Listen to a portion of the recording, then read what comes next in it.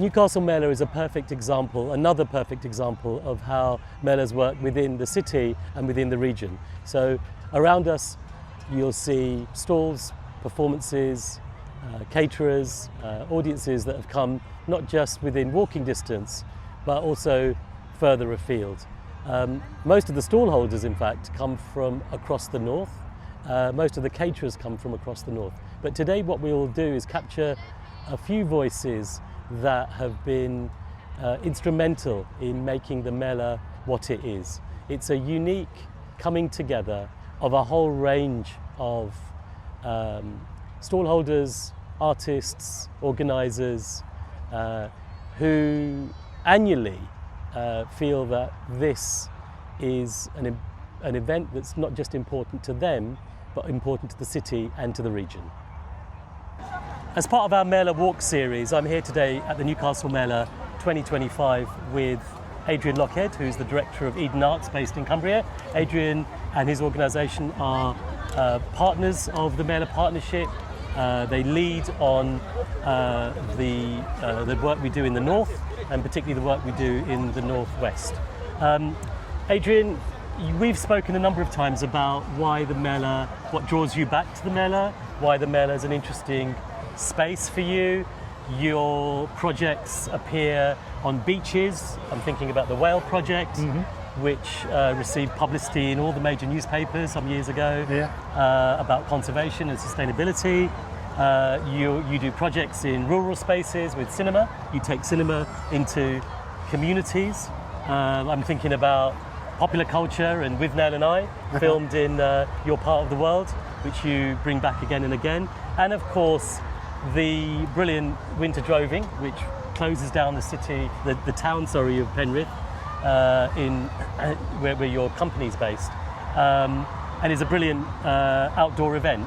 But it's based on a myth or a story. People think that the winter droving has existed for centuries, whereas it's not that long that it's been in existence. But there's something about our conversations over the years and Mela. Tell us a little bit about that. I don't know, this is fourth or fifth time I've been here to Newcastle. Great day out, great weather for it. It kind of sums up everything that we do, really. It's like bringing a community together by, I don't know whether the word is using art, using culture, but kind of by the culture is the thing that's bringing everyone together. But the important part is bringing everyone together. I think the thing about Mela is that it really feels quite classless. Is a thing for me, that it's everybody. It's kind of not just to those who are into it. There's something here for everybody. Yeah, we've talked about class quite a lot, you and I, over the years, where the focus is on class rather than ethnicity necessarily. Particularly because your part of the world isn't, is got a 95% white. Yeah. So our focus and our interest has always been around conversations of class. Tell us a bit more about what that means to you. It was an interesting thing when we first got together, really. Kind of like there was this idea that, actually, if you remember, somebody was saying, "Oh, you could bring a Mela to Cumbria," a friend of ours. Yeah. And I was a bit like, and you were like, because it doesn't. That would be a kind of almost like a forced way of doing something that doesn't really make any sense. Yeah. But what we did recognise, both of us, was that kind of what we were doing with things like the winter droving was like a Mela. Yeah. Itself. The ingredients were like a Mela. Artists, audiences. Yeah. Playing with what's already there. We always have like a market. We always have like a fun fair. We have, and then there's art and cultural stuff in there and around it. It's kind of not that sort of separated out thing. And I think that's the same thing with being classless, isn't it? Like not separating out, whatever. Some art forms might seem to be right for a particular class or a particular demographic, makes things that everyone can enjoy and everyone can come together around, and actually nobody notices the difference between them. That's the point that I want to get at, is where, I not notice, be aware of and be positive about our differences and our different cultures and different experiences. But something that we've talked about a lot is I was brought up in the north, and you were brought up in London, and actually we've talked about our kind of more our shared experiences of that, rather than any sort of obvious differences. It's kind of it's the wrong way around, isn't it? Yeah, and there are very few spaces to talk about our shared experiences. Yeah. Particularly in the arts. Yeah, absolutely. What do you think the the wider outdoor arts sector can learn from Mela that it isn't already embracing? Well, it needs to join in a bit more. This kind of, it still feels like Mela's like a side thing to the outdoor arts, the sort of tradition of it.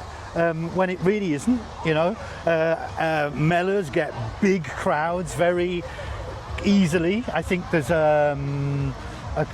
definitely Melas have, like quite often some of the outdoor art stuff, it's very kind of curated, and it's all these brilliant companies and brilliant artists that they're our friends and we work with them. But there's this community aspect, not always there. I don't think it's not as obvious. We go to these events that it's all the curated part, but where's the community part? And if there's one thing that you wanted to change that you could implement, forget about the money, but it was something that you had the agency to do in the outdoor art sector, merging Mela, what would that look like? I don't know. I don't think it is about money, really. It's just about embracing the whole thing, and can we be a little less, I'm going to say this, a little less arty and a little bit more kind of about the togetherness of what outdoor arts. I have a mantra, which is that I think outdoor arts is really it's culturally democratic. It doesn't matter whether you're the richest person and I'm the poorest person. We're standing together, sharing the experience of the same thing. And there's a wee bit, I think, sometimes that we're almost sharing a kind of. It's the theatre and the opera part has gone outdoors, and actually the outdoor arts really started for me back with like the showman and in different cultures in different ways like that. But there were people who would go around to places and make stuff for those villages or those towns. And that'll be the thing that we need to remember where it all came from. I recently I was just in Ireland at the Flower, and it's an amazing gathering of Irish culture, Irish music and dance, but really, almost like it's not curated. I say that I am a curator, so I want to curate stuff. So it's not about chucking the baby out with the bathwater, but. I don't know, it's learn from each other about how stuff goes on, isn't it, really? Kind of embrace all the good things of all the various different parts. And what next for Eden? You've managed to, as I was saying earlier, your work appears on beaches, in village halls, you close down market towns, with close them down. Torchlight. We bring them to life. We bring them to life. Yeah. Temporarily close them. Yeah. In order to be, for the audience to be safe. Yeah. With torchlit parades. What next? What's the next thing that could potentially? Well, we're trying to make some work in Carlisle. I'm really keen about that. We're trying to generate the funds that's needed to do that. We're trying to, and you kind of have to generate the space for it. You have to convince people or bring people along with you, so that you can do things that people can share. But kind of in a way with Eden Arts, I'm never sure what's next, because we're going to follow our nose. It's going to be the thing that kind of just that occurs to us, instead of us like we're not just going to keep banging out the same thing over and over again. And do you find that you are you that kind of maverick creativity? Are you doing that with partners, or are you the person that's kind of going, let's be slightly more maverick in how we make our creative choices, or are you finding that you're a lonely voice in that world? I'm not trying to put the words into your mouth, but where do you sit in that? Well, I mean, we talk. There's plenty of other people that are kind of, that we've got colleagues that we respect, and we're interested in what they're doing. I don't have to go through no, but I'm actually, that a lot of what I have been inspired by has been like Welfare State International. How they works, but we're in a different era now as well. We've got to keep adjusting to our times. Maverick, I don't know. Maverick's a word. I think let's keep being innovative as well. And maybe it seems crazy, the idea that it's innovative for me to be interested in Mela. But maybe it does feel a bit. I don't know how many people. Well, I think when you came on board, when your organisation came on board, it encouraged many others that don't have Mela in their titles, that don't come from communities where there is a large South Asian population or a migrant diaspora population. And I think that sent out a really powerful signal.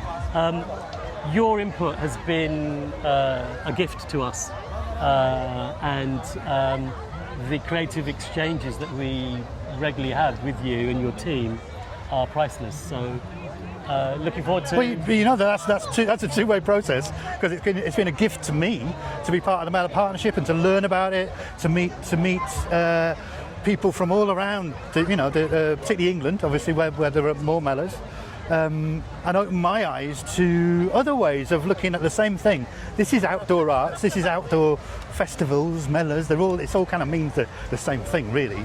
And that's been, it's a real privilege for me to have become part of it, and I do feel really part of it. I don't really feel like an outsider in it. I feel like I'm in it, which is kind of the point, isn't it? I mean, we've jested in the past about getting you up on stage to do a Bhangra tribute act. Yeah. Will that see the light of day one day? Well, I'm working on it. Yeah. Always a pleasure. Cheers, man.